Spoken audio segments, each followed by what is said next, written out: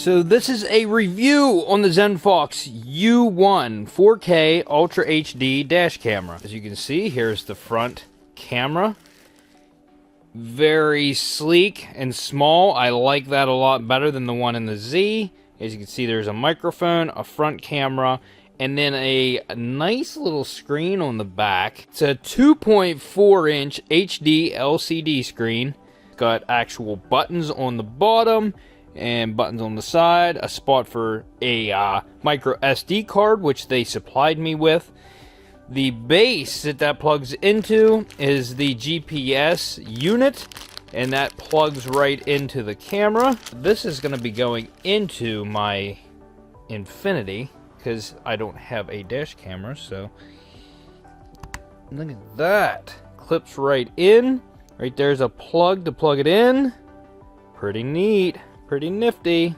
The back camera, I feel, is a little bit bulky, but it's very lightweight, so I don't think we're going to have a problem sticking that on there. I'm sticking that inside the glass facing backwards, because I don't know if this is an outside waterproof one or not. It looks like it possibly could be, but I'm just going to stick it on the inside, because I think it's going to be a safer bet for this. So, we're going to be putting these cameras into my Infinity today. Thank you, Zenfox, for sending these out. Look pretty nifty. And it's got a regular plug for a cigarette outlet. Unfortunately, I don't have an extra one. I like to wire them in separate inside the car so that you don't take up your outlets. But nice little plug. Plenty of cord here. They got a short one, and then they got two extra long ones. They also have a micro SD card dongle here. I think the cap comes off. It'll be a regular USB. Yep, there it is. So you can plug it into your computer. I already have one from my last Zenfox camera. Oh, okay. You stick this to the windshield and then stick the camera to this, so it's easier to remove. Okay, we will do that then. They don't give you one of those for the back camera though, but it's a lot less weight there. Hardly any weight to that. But they do give you extra adhesive strips in case you mess up on one. So the first thing I'm going to do with these cameras, just right off the bat, is I'm going to stick them to the windshield so they're in there and they're mounted. I went ahead and took the strip off. You can see how nice that screen is. Took the camera cover off. This is I really like this camera. I just think this is a really neat looking camera. Maybe I'll plug it in when I get in there so we can actually check out the display and stuff. So this is a pretty well thought out camera from what I'm looking at. The way they do the plug on there, you can either make it go straight forward or straight back, which I think straight back might be the best bet. Like that, so it goes up to the top. Since this is a, USB Type-C connector, and then you got to put another one in right there that's going to come up, and they'll just like intertwine with each other. They also give you clips to clip your wires out of the way. There's going to be plenty of wire here, but I'd like to run this wire up. As you can see, there was already something in here at one point in time. I might be able to follow this to a plug. That'd be nice. Alright, so I already ran my wire through here, down the side panel here. I'm going to have to put a power plug down there. There's a fuse box right down there, so it's going to be no issue. So right here's the plug. I'm going to go ahead and plug this in right now. Yeah, I could do without the chiming, but that screen is actually really nice. Now, it's in kilometers an hour. Quality of that is really, really good.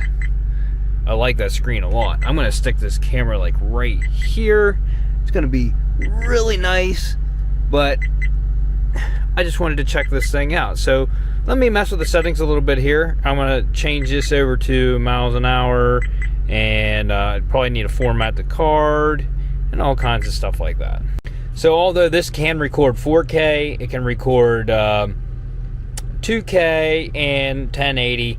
I have it set at the lowest. I have it on 1080 because that's what I do all my videos in, and if I ever want to take something off of this and put it in one of my videos, then it's ready to go. I also changed it to mile per hour. I changed put motion sensor on, the parking sensor.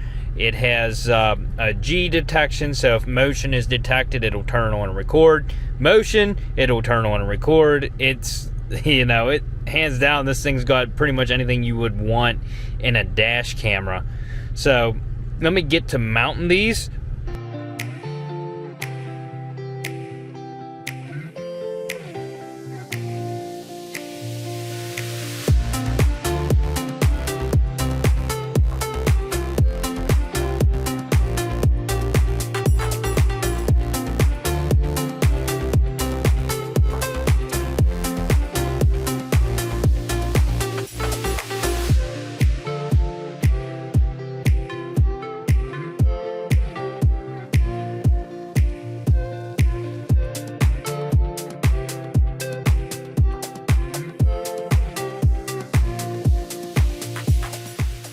Okay, so as for right now, the wire is just going to get plugged in here because I don't have the cigarette outlet, the one I want to wire in there to plug it in. So I did bring the cable clips to clip this up out of the way, and you can just clip your cable in and then stick it to the window.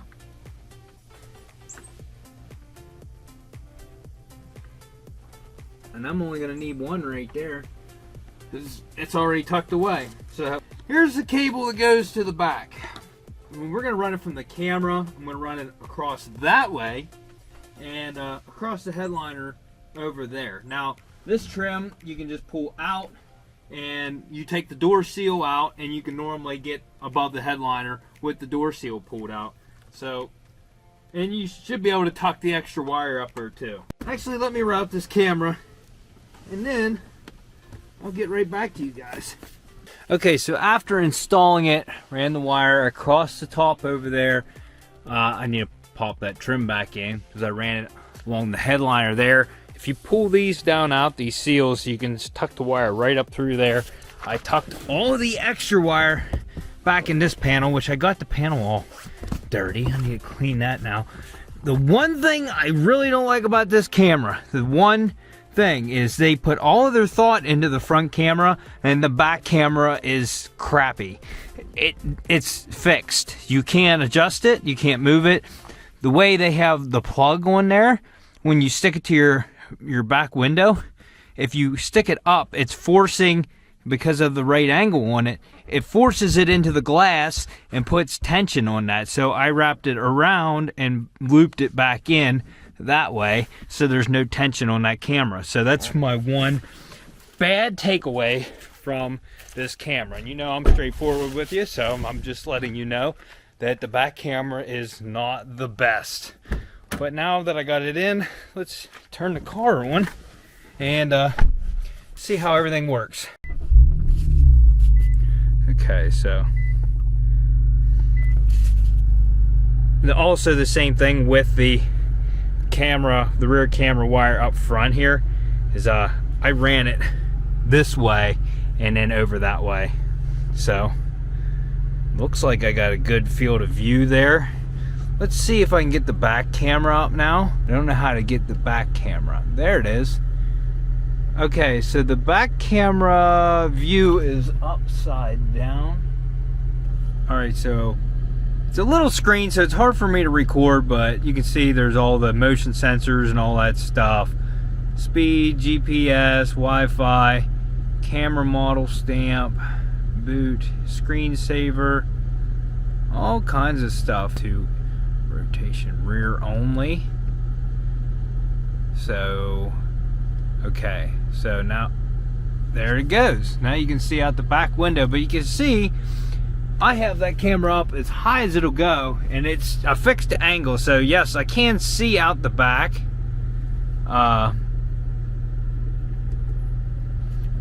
But it's just, you know, you're looking at the back shelf, a lot of it. So, you know, take of it what you will. The front camera is awesome. I do like it a lot. So let's check the GPS on this thing, because it has the mile per hour thing.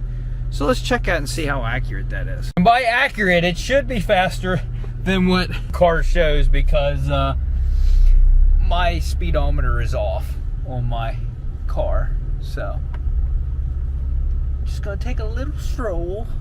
I'm supposed to be packing for vacation right now, so I'm sure my wife's pretty happy that I'm pulling out. Just letting you guys know, I'm the pull-out king. It is registering my mile per hour, if you can read that. It's showing 8 right now. Yeah, it's faster than what I'm reading up here, so it's definitely probably correct. But just let me go do a small drive, then I will show you some footage from the camera because I'll pull the SD card and I'll just show you a little bit of footage from it. Let me just go do a little pull and I'll show you what the footage looks like whenever I get back.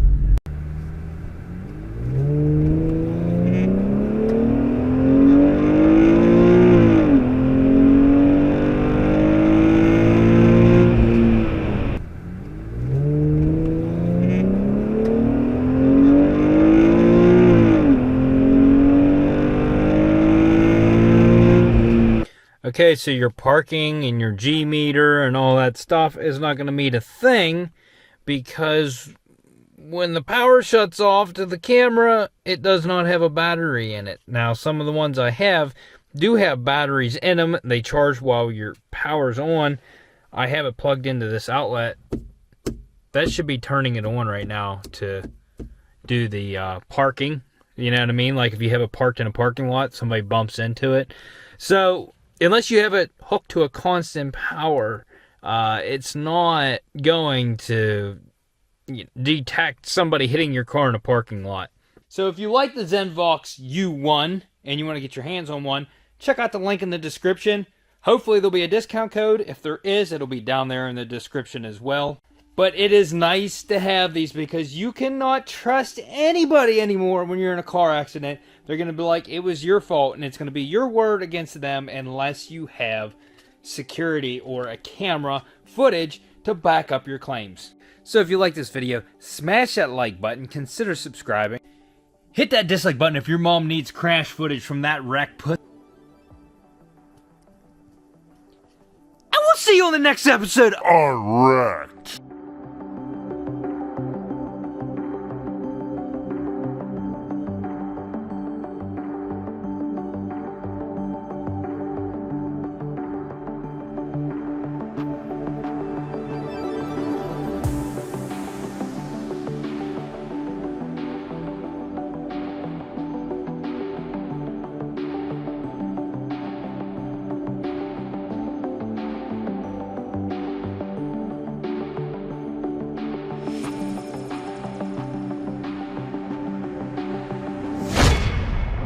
Pack my own clothes for vacation. My wife said she don't look at this. She's like, you need to see what I look at this. She's like, I need to make sure that you look good while we're on vacation. I said, what if I don't like what you're wearing? That won't happen. Why does this happen to me? Do you want to go to Mexico? No, you want to stay here and sleep. I should have known better. Do you want to go to Mexico? No?